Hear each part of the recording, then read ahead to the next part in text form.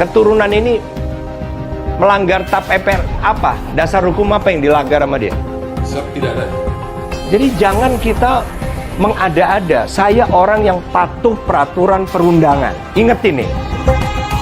Kalau kita melarang, pastikan kita punya dasar hukum.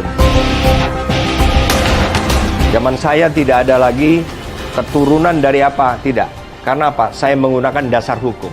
Toh mereka bukan mereka yang melakukan itu. Tapi kalau mereka memang setelah kita jelas bahwa tidak ada undang-undang yang melarang mereka, tetapi setelah hak dan kewajiban mereka disamakan dengan warga negara lain di Indonesia, tapi mereka melakukan pelanggaran seperti tadi dicantumkan di dalam TAP MPRS dan Undang-Undang tentang Keamanan Negara, maka hendaknya juga dikenakan tindakan hukum, gitu. Itu saja, jadi sama. Keturunan PKI kan ada generasi pertama, 2, 3, dan 4. Dari pengalaman saya, kalau generasi pertama sampai kedua, memang bisa kita pilih 2. Maka ada yang masih marah, dendam, tapi sebagian besar itu mengalami trauma. Bahkan tidak ingin itu menimpa mereka. Gitu. Bahkan mereka menyalahkan orang tua mereka.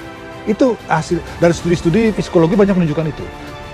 Ideologi bukan lagi sesuatu yang menarik bagi mereka gitu loh. Apalagi ini ideologi fosil, ideologi bangkrut.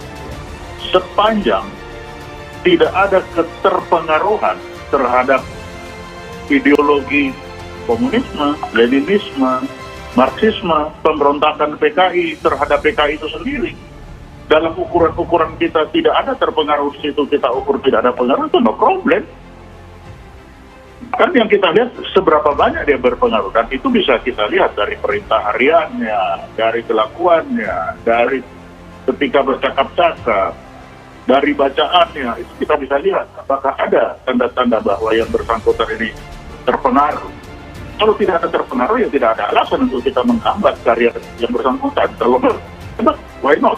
Ketua Umum Persaudaraan Alumni PA 212 Slamet Ma'arif menanggapi kebijakan terbaru Panglima TNI Jenderal Andika Perkasa yang membolehkan keturunan PKI untuk daftar dan menjadi anggota TNI. Slamet mewakili PA 212 secara tegas menolak kebijakan tersebut. Dirinya bahkan mengingatkan kalau paham komunis itu masih ada dan bisa saja bangkit. Menolak kebijakan itu semoga rakyat makin sadar kalau PKI atau komunis itu ada dan bangkit. Bahkan sangat kuat, diduga sudah ada di sekitar kekuasaan. Kata Slamet Ma'arif saat dimintai tanggapannya pada Kamis 31 Maret 2022. Slamet lantas mempertanyakan sebab kenapa Panglima TNI membuat kebijakan tersebut, padahal menurutnya TAP MPRS nomor 25 tahun 1966 belum dicabut.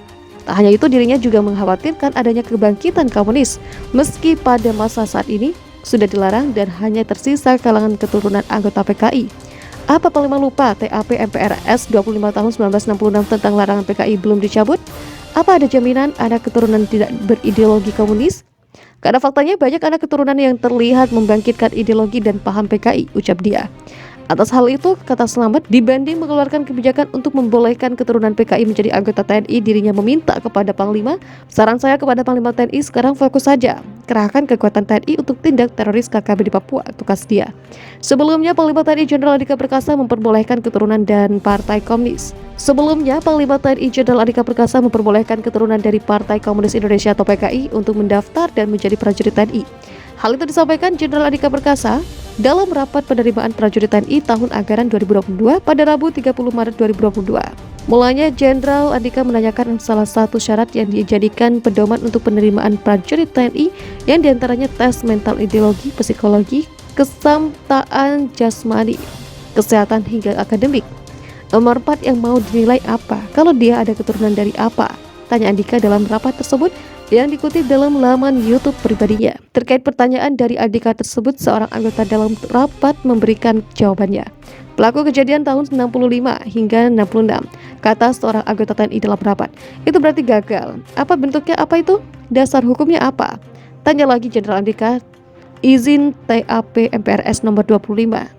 Jawab anggota tersebut. Mendapati jawaban tersebut, Jenderal Andika lantas menanyakan mekanisme yang dilarang TAP MPRS nomor 25 itu. Yang dilarang dalam TAP MPRS nomor 25, satu ajaran komunisme, organisasi komunis maupun organisasi underground, dari komunis tahun 65, beber anggota tersebut. Yakin ini? Cari buka internet sekarang, Perintah Jenderal Andika.